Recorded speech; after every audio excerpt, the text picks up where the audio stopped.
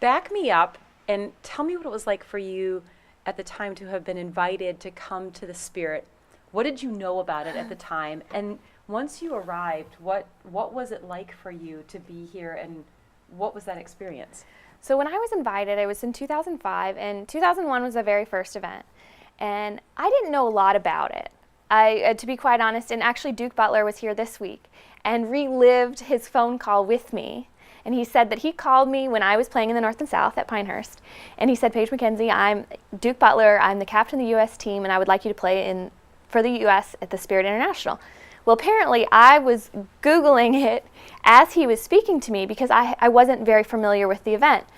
And as soon as I found out the past players that had been in the event, what it was kind of all about, the fact that there was 20 countries, 2 guys, 2 girls, just an incredible amount of great competition worldwide, I said, I'm in.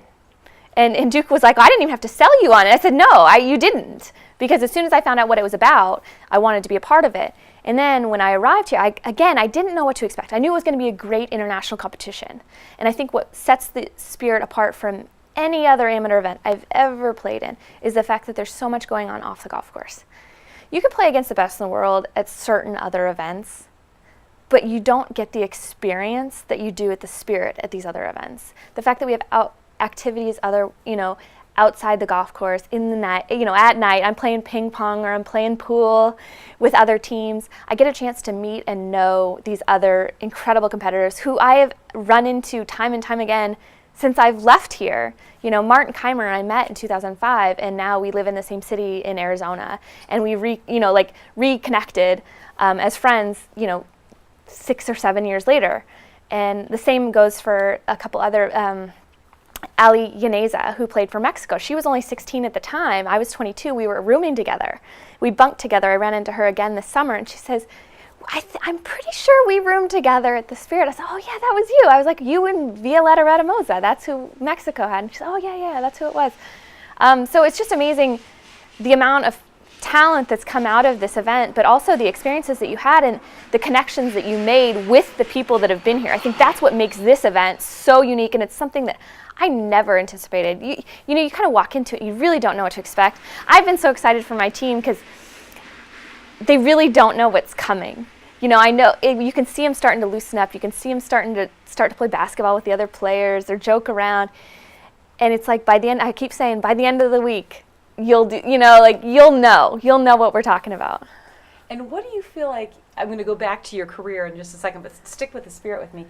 What do you feel that your role is now that you come back as a captain? I mean, that's such a different role. What are you giving to your team? How are you encouraging them, like, hang in there? I know this is kind of funky and strange, but it's a really cool experience. What are you teaching them about? Yeah, I'll start with saying, when I got the phone call in January or February to ask to be the captain, I was really excited.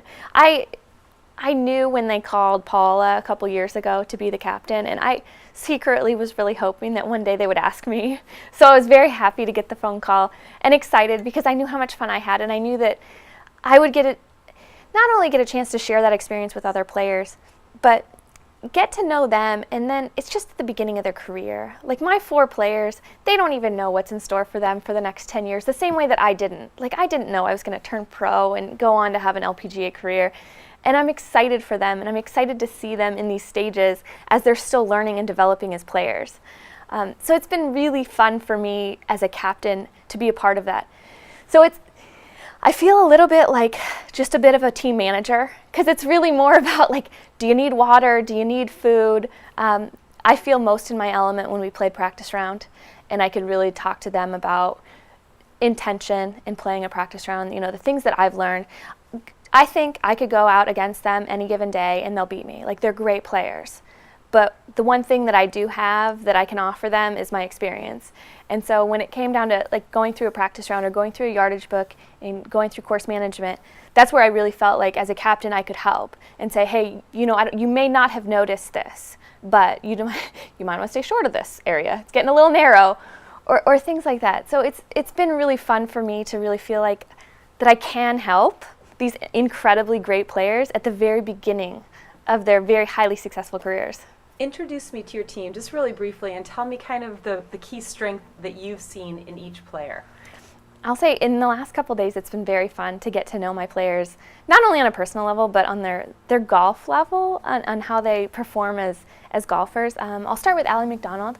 She's a junior at Mississippi State, and she is very technically sound. It's been very fun to watch her golf swing. I love how her rehearsals before she swings and getting through her impact position.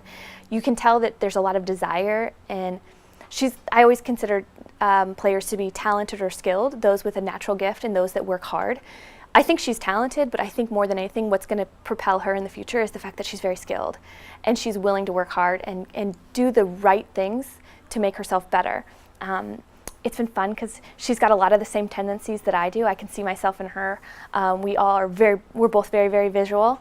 Some of the holes that she struggle on, I would also struggle on just because it's visually difficult for both her and I. And her tendency is to get quick when she gets nervous, and I do the same thing. So it's been fun to get to know her as a player because I can relate really, really well to that. Ashlyn Ramsey, a freshman at Clemson, I played a practice round with her at the Kraft Nabisco this year, and she was wearing a Clemson hat, and I said, what year are you? And she said, a senior. And I said, oh, great, what are you studying? And she said, well, I'm a senior in high school. I said, oh my goodness, I would never expect, because she's got an incredible maturity on the golf course. She's got an incredible demeanor, calm, very composed, maturity that you would not expect from a 17-year-old. And so it's been fun to see her. I definitely see her doing very, very well in the future because of that sense of control. You don't see things rattle her. She's also very technically savvy. I don't think I would ever try to change anything with her golf swing ever. I hope that she finds instructors that can appreciate what she's got going for her, because she's very technically sound and just composed. I think she's got, like I said, she's got a maturity much beyond her years. And then Scotty is, when I say talented and skilled, Scotty is all talent. He is all talent. Oh man, the future that he's going to have if he can learn how to tighten things down, because he is an incredible ball striker. I have been absolutely so impressed with his ball striking ability, and obviously his credentials speak to that, because he's a USGA Junior Amateur Champion and the AJGA Rolex Player of the Year.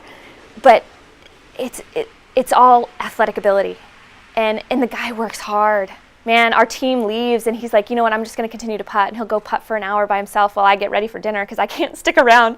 And so he not only is extremely talented, there's definitely a hunger there, and it's quiet. He's modest, and he's very humble, and I don't think he knows how good he is. So it's so fun to be a part of it, because it's just, I know where he's going if he continues on the path that he's going, and it's exciting for me to watch. And I couldn't be happier about the team that I've got. And Jordan, I saw him play for the first time today, and he hit 2 shots. So he unfortunately couldn't make it for a practice round because he was playing a collegiate event, but obviously a very accomplished amateur player, and I can't wait to see how he develops and to see what kind of golfer he is. Because like I said, I love to see the insight of the players that I have and how they are on the golf course. You can learn so much just by being around them.